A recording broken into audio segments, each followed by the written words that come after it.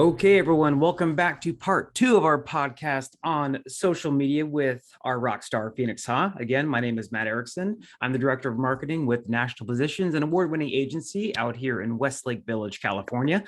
And in the first part of this discussion, we talked about Apple iOS and a lot of those headaches, a lot of we and our clients and brands all over the world had to endure in last year, and they're still kind of feeling the effects of it. So if you want to hear more about that, you can check out part one. But we're going to dive into something that Phoenix is going to know way more about. So I won't have to talk and feel like I have to interject as much, because when we have a new client that comes into our agency, and you should encourage this with anyone, if you're thinking of having someone manage your Facebook account or any social media account, don't take them at their word. You always want to have them do an actual analysis, an actual audit of what you're doing, what you have done, where you're going, what you could do, all of that stuff, because it really gives you an idea of what kind of impact you can have if Facebook is even for you.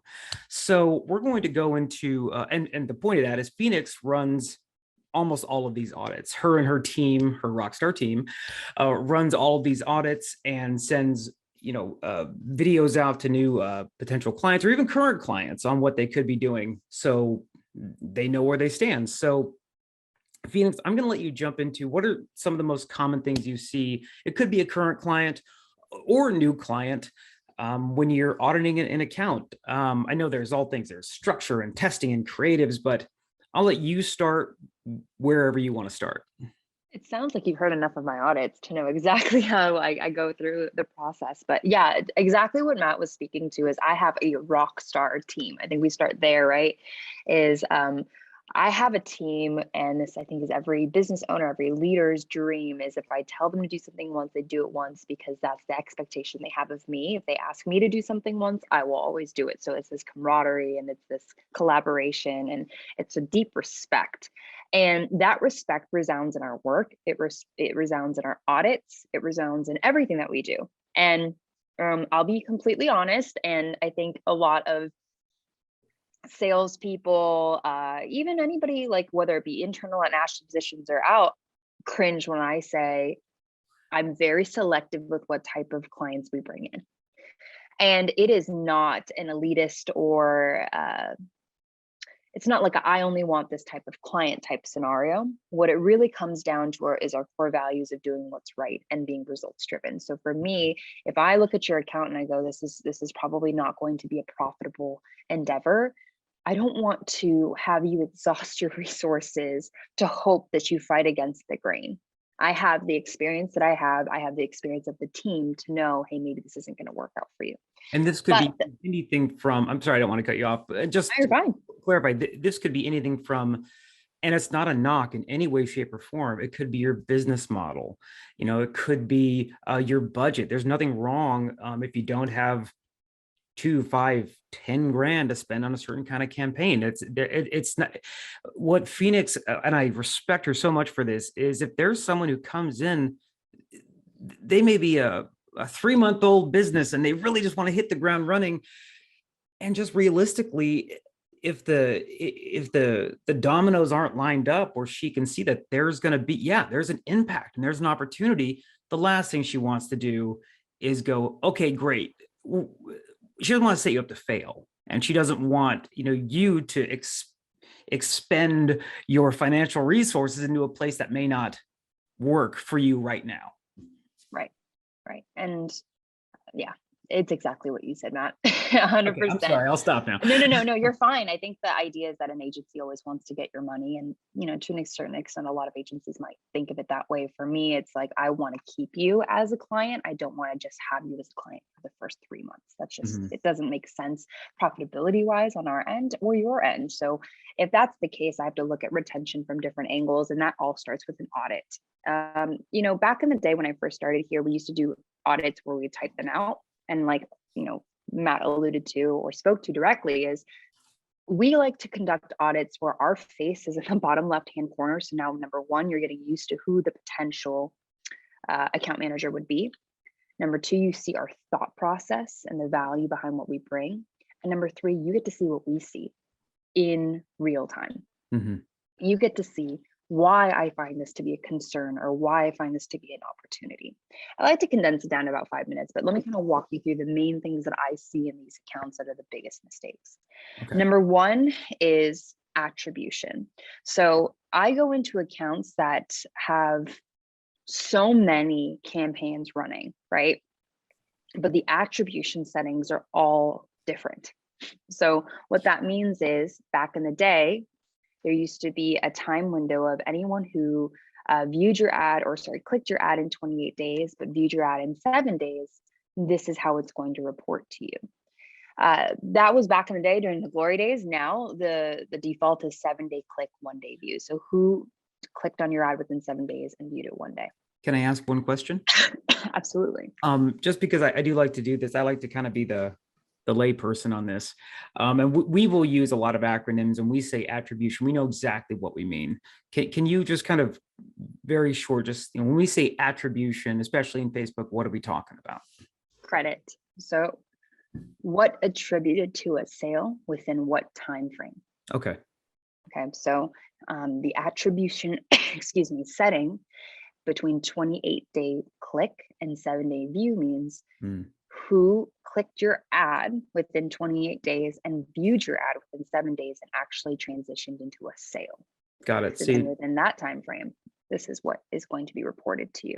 So you know of what group clicked, what group of that group purchased from there, how to attribute success down the line. Right. So if I have campaigns in an account that have multiple attribution settings, then that tells me, number one, we're not looking at things apples to apples, and this is a mess.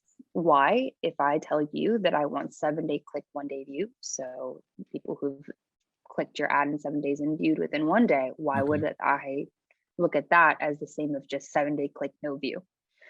Or 28-day, it's all over the place. Got it. Another problem. Consistent attribution settings. Otherwise, you don't know what you're comparing or what you're looking at. What are you looking at? Yeah. Now you're looking at, basically, if every campaign is different, you're looking at different. It just doesn't make any sense, to be honest with you. And a lot of people are like, well, this was running back in the day, why would I turn it off? It's like, okay, but it's, again, you're not reporting the same time frame. It's like, okay, I'm reporting yesterday versus 15 days ago. It just doesn't make sense. So the second thing that it poses a problem for is when I go into an account, I want to be able to see everything in one breath. I want to be able to go in there and go, okay, what is happening?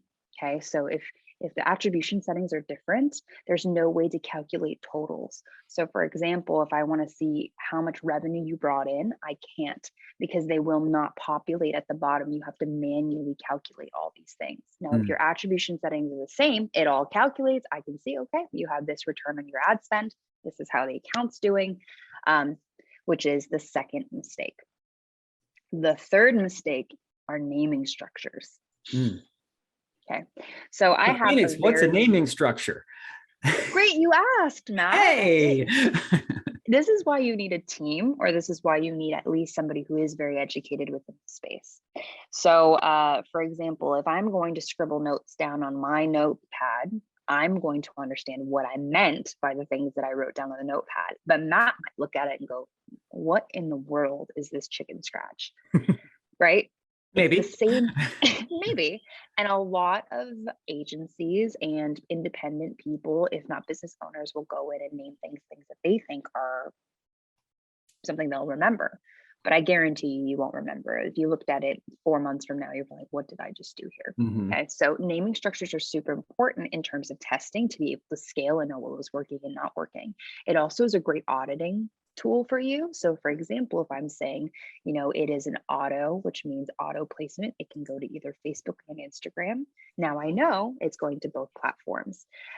What are we trying to go after? We're trying to go to a purchase or a lead. Okay, then I know what type of campaign this is. If I'm asking, is it a moving asset or a still asset? Then I know right away that is either a still image or it's a video. If it's a video, how many seconds? I just want to see. Also, in terms of your targeting, if I'm going, okay, male, female, ages 18 to 65 that are in Texas, 25-mile range, and I have an audit come through, or somebody else that's going through, myself, and Mm. I'm looking and it says, you're not targeting Texas at all, you're targeting California, and you're targeting people between the ages of 25 and 65. And that just means somebody got lazy, which is human error. Something's not right here. And naming structures are so important for checks and balances, also readability and scalability. So that is something super important in terms of account structure, as well as account naming structure. Got it. So with every, I know you're going to break this down, but so whenever, if you're doing, individual creatives or a certain set of targeting creatives or whatever it's going to be, that each one of those that's going to go in, because needs to have a, like, okay, targeting Texas 10-second video version A or something. It needs to be very clear. So as soon, because and this is normal, there could be, let's say, a set of creatives, let's say in California, and it was labeled Southern California ad whatever, and they just wanted, rather than having to someone going in and wanting to recreate all of those, they can just duplicate that whole set and then say, okay, we're going to use that for Texas, but they don't actually name it as such. So therefore it can get confusing as to what we're looking at and what's working with, and then even knowing what's working. Because if we look at the data, and I'll stop, but if we look at the data that we go, this is working great on the agency end, you as a client may go in and go, no, it's horrible, but you're looking at the wrong the wrong set because the naming structure isn't there. It's just clean it up. Like, my biggest thing is just clean it up. It's like so satisfying when things are clean because you can see where everything is in your home, right? It's the same thing with an ad account. So when you have someone who's junior, or you're just doing it for the first time for yourself or whatever it may be, I've had clients and I've done audits where I've had to open up multiple tabs just to see what's going on. That doesn't mean that their strategy is terrible. It just means it's inefficient. So how do we make it as efficient as possible so we can scale to the degree that we need to? Scaling being, how can we take it to another level of getting more profits in and spending more money, hopefully with a better return, or at least parallel to what we had already built up traction wise. Okay. So that's another mistake. And I would say the third mistake is actual account structure. Okay. So I like to walk people through a funnel. And many times when people do their own ads, they just go, oh, well, duh, I'm just going to target people that are within this range, that are interested in these things, my product. Okay, great. But is that a well-oiled machine for long-term value or lifetime value or long-term growth? Probably not. And the reason why you want to hire somebody who, whether it be us or somebody who is very experienced in this, is because you look at advertising as a funnel to continuously bring more people in and filter them out and make sure that they're not being beat into with the same messaging, that there is a flow here. So a funnel, because I know you're going to ask me, Matt. Well, you're not in my head at all. I don't know what you're talking about. Not Phoenix, at all. what's a funnel? A funnel is something you siphon liquids or any type of anything in, right? So I've been wrong for so long. I thought it was so many years. I thought it was just in marketing. Well, it is a visual aid in terms of understanding how we bring in new customers and or clients, right? So the idea is that at the top of the funnel, which is going to be the widest part of the physical funnel, is going to be the biggest portion, which are people who've never heard of you before. I hate to break it to you, there's millions of people who've never heard of you. So that's why advertising is so great. So the top of the funnel, which you'll hear a lot of people say tofu, top of funnel, or I say prospecting, which are prospecting new people, is going to be top of funnel. Usually that is the priciest portion, right? Your cost per acquisition for a sale or a lead is probably going to be higher top of funnel, because it takes some time for people to decide, yeah, I want to buy. Yeah, for those people who ever took a business course, we would just call this the attention part. We don't really call it that as much marketing anymore, but that's like, yeah, that widest, you're trying to get your name and product, just someone listen to me. That's that top part. Exactly. Then in this middle of the section, which some people call MOFU, I call it retargeting. We do love our acronyms in marketing, don't we? We do. MOFU is middle of funnel. In my world, it's retargeting. But basically, it's the middle portion of the funnel, right? So it's gotten a little bit narrower. So these people are the warmer audience, people who have been touched by one of your ads or kind of know about you. So I heard about Matt Erickson. I remember seeing an ad about it, but I didn't convert into a sale or a lead, right? I'm not convinced yet. So this is your opportunity to, 1-2 punch them and go, hey, I noticed that you added to cart, but it's still waiting for you. Or by the way, here's the deal. You're still thinking about it, take 25% off with code Matt25 or whatever it may be. Okay. And that is your middle of funnel. And then you have your bottom of funnel, which is the teeniest, tiniest bit of the siphoned column or whatever you want to call it. And that is going to be your BOFU, your bottom of funnel. And I call it my past purchasers. So people who have purchased from you, but how do you re-engage with them to have them come back? Is this a referral? Is this an upsell opportunity? What are we doing here? Some clients, I have it as the clearance section, come and buy again, or whatever it may be. So this is a funnel, right? So this continuously recycles and within timeframes, and this is strategy. This is the strategy you need and structure you need. So when I go into clients' accounts or potential clients' accounts, I don't see a funnel there. I also see a huge mistake where they put too much money in the wrong portions of the funnel. So if you think of it like a funnel, if you have too much of something in the middle part of the funnel, it gets stuck, right? There's only so many people in the middle portion of the funnel, the bottom of the funnel. You have to keep filling the top, or else you're going to exhaust the middle or clog the middle. Yeah. So what does that mean? Lifetime value. So if you put all of your budget into middle of funnel or bottom of funnel efforts, you're going to lose these customers because they're going to be so sick of you because they see the ad so many times. They're like, I don't want anything to do with Matt Erickson ever again, or the brand. No offense. No, so, and I think this is I know you're going to go into it, but this is just something that is and I'll just say this because both Phoenix and I got my MBA a while ago. Phoenix has been, getting hers now. And this is something I think even to this day, that's where business school talk stops.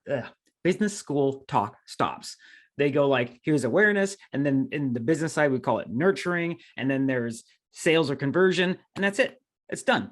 When really there's going to be, and I know Phoenix is going to go into it because we both love talking about this, is sometimes it's like, well, what allocation of your budget should go where? Because for example, my quick thing. So when I was looking at cuts shirts, because I just have a weird body. So I was trying to find the right kind of shirt and I kept seeing these ads. So I looked, that was my awareness branding because I was looking at it. Then I actually went to YouTube and was looking at reviews. That was my nurturing and consideration part. Now that could be on Facebook also. right. And then right after I purchased, I got an email from them. This is omni-channel, but it said, forgot something, ?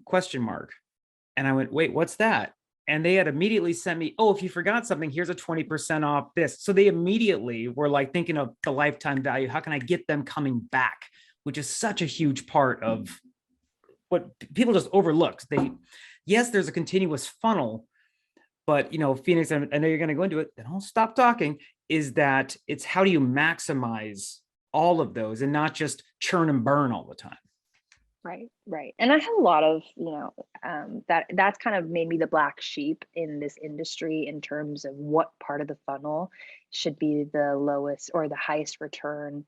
So when we do reporting, we tell you, okay, so naturally, right, as a business owner, I tell you, Matt Erickson, your retargeting or your middle of funnel is giving you a 6 return on ad spend. So your knee-jerk reaction is pump more money into that because I'm getting the best return there. But you're not making decisions for your long-term growth. You're just making decisions because you think it's the best return now. But are you really thinking about that client returning, coming back? So my argument has always been since the beginning of time, and everyone looks at me like I'm crazy, is your top of funnel should be your best return.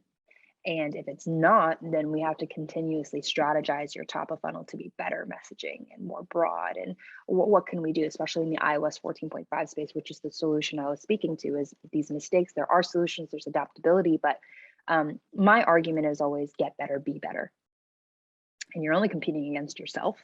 So if I can, so with that, because I think you bring up a good point, because even I completely overlooked it, is that you're talking about the top of funnel. specifically on Facebook, and maybe it should be everywhere, but Facebook maybe is probably not going to be the place you're looking for a lawyer. It's going to be a different, kind of thing. But so what you're saying is that if you're jumping onto Facebook and you're, testing, creatives and you're testing ads, that if your message isn't strong enough, interesting enough, to make someone, I don't want to say make an impulse purchase, because that puts people in a box, but to affect people that quickly, then you probably shouldn't be, going, okay, well, that's okay, we're going to focus further down the phone. You can't have blinders onto that. That needs to be one of your main focuses. Well, yes. So what has happened during the iOS 14.5 space, right, is you're limiting on your targeting. If you actually referenced our first section of this podcast, or I think it was the series, first part of the series, we talked about the impacts of iOS and the targeting and et cetera. So if we know that, then let's just say Matt Erickson is getting served a plumber ad. And Matt just told me, I don't need a plumber. I live in an apartment. Okay. Well, what if I made an ad in prospecting, knowing that I had limitations in who I could target anyway? What if I made an ad that was applicable to everyone, that they needed this because the quality assurance, because the customer satisfaction, or because of the customer service or preventative measures just to have the best? What if I made an ad that went to Matt and he went, maybe I do need a plumber, or maybe this is good to know, or maybe my mom needs a plumber. If there's any mom that needs a plumber, I'm going to give her this person. So, not all hope is lost. You just have to be better in your messaging, and you have to be broader in your messaging. And I'll end it at that. But those are the three main mistakes I see in these accounts, right? We talked about it, and one of them was it was attribution setting and how you set it up. The number two was naming structures, and then number three that I always see is definitely account structure. We can get down to the granular level of ads. Are you using headlines that are optimized? Are you going onto websites that actually will make you convert? And that again might be a third portion of this. Yeah, but there is so much. Yeah. Yeah, no, I think you're right. And that's because Phoenix and I can geek out on this stuff, and and I only like to bring people on the podcast who have schooled me in the past and will keep schooling me, because I get to learn a lot doing this. So I think, we'll probably do, we'll make it its own thing. Won't be like a part 3, but I think doing one where we definitely go into, maybe trends we're seeing with, interesting kinds of ad creatives, user-generated content, and also that getting further into that last part of the funnel, like, okay, maybe once we have converted people, what other resources can we use to keep them coming back, to keep that LTV as high as we can? So, but with that, I think we're going to close this part 2. Phoenix, thank you again so much. Just to keep this, if you want to find how to contact Phoenix, you can watch the first podcast. But if you want to get a hold of me, you can email me at matt.erickson@nationalpositions.com or marketing@nationalpositions.com. That will go to me. If you want to learn more about National Positions, you can go to www.nationalpositions.com. Otherwise, we'll see you on the next podcast. Have a fantastic day. Thanks, Phoenix. Thank you.